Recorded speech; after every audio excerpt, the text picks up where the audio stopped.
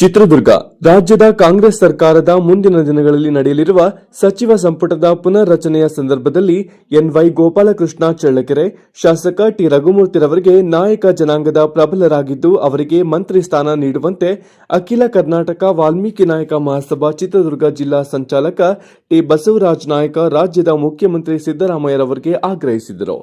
ಚಿತ್ರದುರ್ಗ ಪತ್ರಿಕಾ ಭವನದ ಶನಿವಾರ ಪತ್ರಿಕಾಗೋಷ್ಠಿ ನಡೆಸಿದರು. ಮಧ್ಯ ಕರ್ನಾಟಕಕ್ಕೆ ಸೇರಿದ ಚಿತ್ರದುರ್ಗ ಜಿಲ್ಲೆಯಲ್ಲಿ 2012 ಜನಗಣತಿಯ ಪ್ರಕಾರ ನಾಯಕರ ಜನಸಂಖ್ಯೆ ರಾಯಚೂರಿನಲ್ಲಿ 20%, ಬಳ್ಳಾರಿಯಲ್ಲಿ 18.5% ಹೊರತುಪಡಿಸಿದರೆ ಚಿತ್ರದುರ್ಗ ಜಿಲ್ಲೆ 18% ಜನಸಂಖ್ಯೆಯನ್ನು ಹೊಂದಿ ಮೂರನೇ ದೊಡ್ಡ ಸ್ಥಾನದಲ್ಲಿದೆ. ಚಿತ್ರದುರ್ಗ ಜಿಲ್ಲೆಯಲ್ಲಿರುವ 6 ವಿಧಾನಸಭಾ ಕ್ಷೇತ್ರಗಳಲ್ಲಿ 5 ವಿಧಾನಸಭಾ ಕ್ಷೇತ್ರಗಳು ಕಾಂಗ್ರೆಸ್ ಗೆಲುವು ಸಾಧಿಸಲು ವಾಲ್ಮೀಕಿ ನಾಯಕ ಸಮುದಾಯದ ನೀಡಿದ ಬೆಂಬಲವೇ ಕಾರಣ ಎಂದು ಹಕ್ಕು ಮಂಡನೆ ಮಾಡಿದರು. ಈ ಸಂದರ್ಭದಲ್ಲಿ ಅಖಿಲ ಕರ್ನಾಟಕ ವಾಲ್ಮೀಕಿ ನಾಯಕ ಮಹಾಸಭಾದ ಸಮುದಾಯದ ಮುಖಂಡರುಗಳು ಇದ್ದರು. ವರದಿ ಹರೀಶ್ ನಾಯಕನಹಟ್ಟಿ. ಸಂಪುಟ ದರ್ಜೆ ಸಚಿವರನ್ನ ನೀಡಿದರೆ ಅದಾದ್ಮೇಲೆ 69ರಿಂದ ಈಚೆಗೆ ಅಂದರೆ 55 ವರ್ಷಗಳಿಂದ ರಾಜ್ಯದಲ್ಲಿ ಕಾಂಗ್ರೆಸ್ ಆಡಳಿತ ನಡೆಸಿರ್ತಕ್ಕಂಥ ಸರ್ಕಾರ ವಾಲ್ಮೀಕಿ ಸಮುದಾಯದ ನಾಯಕ ಜನಾಂಗದವರಿಗೆ ಯಾವ ರೆಪ್ರೆಸೆಂಟೇಷನ್ ಇಲ್ಲಿವರೆಗೂ ಕೊಟ್ಟಿಲ್ಲ.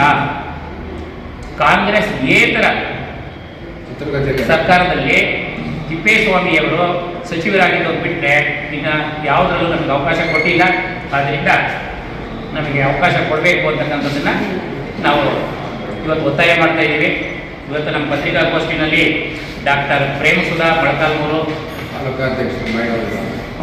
ನಮ್ಮ ಹಿಂದಿನ MLA ಅವರ ಪುತ್ರಿಯವರು, ಮತ್ತು ಹಿಂದುಳಿದ ವರ್ಗಗಳ ನಿವೃತ್ತ ಅಧಿಕಾರಿ ದೇವಯ್ಯನವರು, ಆಮೇಲೆ ಸಿದ್ದಮ್ಮ ಹಿರಿಯೂರು, MG ಕೋಟೆ Raghavendra Hiriyur, ಹನುಮಂತಪ್ಪನವರು Holalkere, S Lokesh Hiriyur, P ಬಚ್ಚಮೋರ್ನಟ್ಟಿ Obayya RNC ಮಾಜಿ ಸದಸ್ಯರು ಚಿತ್ರದುರ್ಗ, ಇವರೆಲ್ಲ ನಮ್ಮ ಜೊತೆಗಿದ್ದಾರೆ.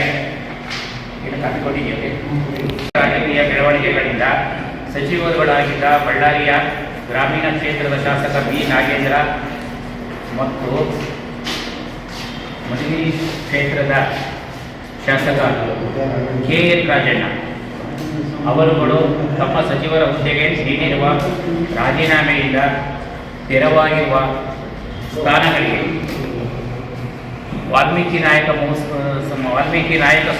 ಸ್ಥಾನಗಳನ್ನು ವಾಲ್ಮೀಕಿ ನಾಯಕ ಸಮುದಾಯಕ್ಕೇ ನೀಡಬೇಕು ಎಂದು ಮುಖ್ಯಮಂತ್ರಿಗಳನ್ನು ನಾವು ಆಗ್ರಹಪಡಿಸುತ್ತೇವೆ.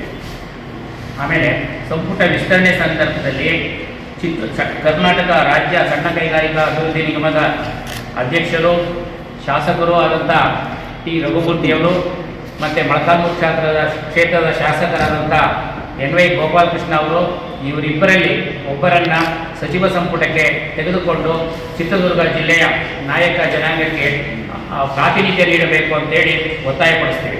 ಜೊತೆಗೆ ಮಧ್ಯ ಕರ್ನಾಟಕಕ್ಕೆ ಸೇರಿದಂಥ ಚಿತ್ರದುರ್ಗ ಜಿಲ್ಲೆಯಲ್ಲಿ 2012 ಜನಗಣತಿ ಪ್ರಕಾರ ಜನಸಂಖ್ಯೆಯಲ್ಲಿ ರಾಯಚೂರಿನಲ್ಲಿ 20% ಇದ್ದು, ಬಳ್ಳಾರಿನಲ್ಲಿ 18.5% ಇದ್ದು, ಚಿತ್ರದುರ್ಗ ಜಿಲ್ಲೆಯಲ್ಲಿ 18% ಜನಸಂಖ್ಯೆ ಹೊಂದಿದೆ.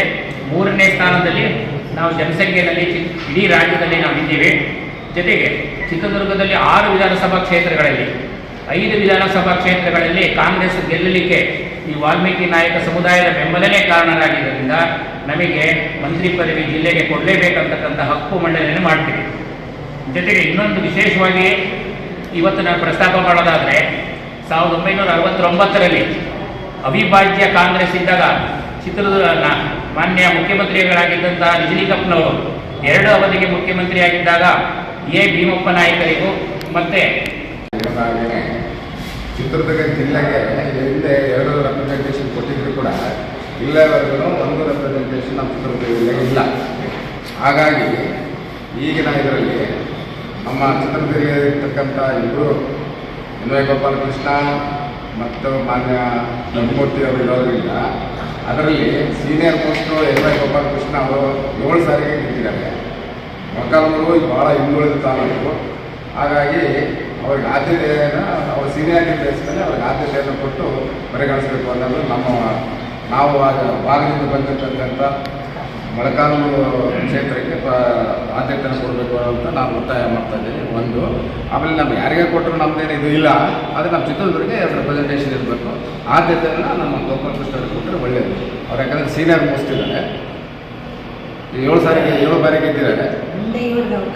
ಮುಂದೆ ಅವಕಾಶ ಕಾಂಗ್ರೆಸ್ ಗೌರ್ಮೆಂಟೇ ಬರೋದಾದರೆ ಇನ್ನು ಅವಕಾಶಗಳು ಇದಾವೆ ಈಗ ಅವ್ರಿಗೆ. ಅಂದರೆ ಅವ್ರ ಮೇಲೆ 7 ಸಾರಿ ಗೆದ್ದು ಈಗ ಇದಕ್ಕೆ ಹತ್ರ ಬಂದಿದ್ದಾರೆ. ಹಾಗಾಗಿ ಅವ್ರು ಪರಿಗಣಿಸ್ಬೇಕು ಅಂತ ನಾವು ತಾಲೂಕು ವತಿಯಿಂದ ನಾವು ಒತ್ತಾಯ ಮಾಡ್ತೀವಿ.